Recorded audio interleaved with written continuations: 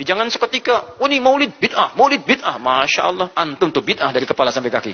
Saya luar biasa kesal. Kadang ada orang bikin perbandingan begini. Maulid Nabi, maulid. Zaman Nabi tidak ada, coret. Zaman sahabat tidak ada, coret. Zaman tabi'in tidak ada, coret. Zaman ini ada, oh. Lalu diserupakan lah yang ikut-ikut ke sini. Antum kalau mengamalkan hukum seperti ini fatal. Zakat pakai beras. Zaman Nabi, coret. Zaman sahabat, coret. Ya, zaman tabi'in, coret. Zaman ulama, coret. Zaman antum, ada bid'ah antum.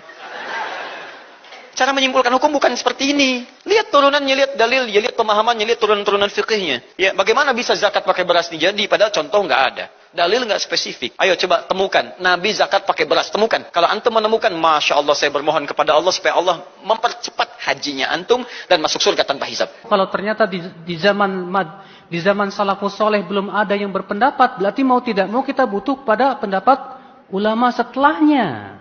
Karena ternyata di zaman dahulu belum terjadi.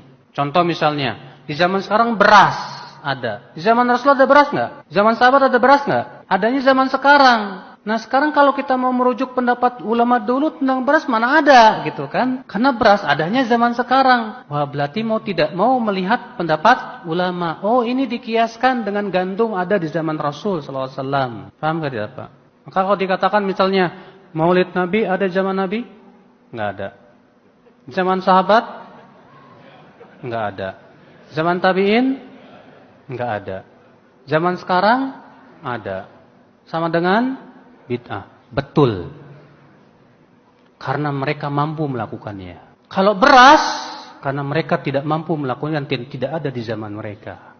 Paham tidak Pak? Bedakan dua masalah ini loh Pak. Menyamakan dua masalah ini sesuatu ya, menyamakan dua permasalahan yang tidak sama. Kenapa? Karena kalau tadi memang di zaman mereka mampu mereka melakukan. Pendorongnya ada tidak? Ada. Sementara beras nggak ada di zaman mereka.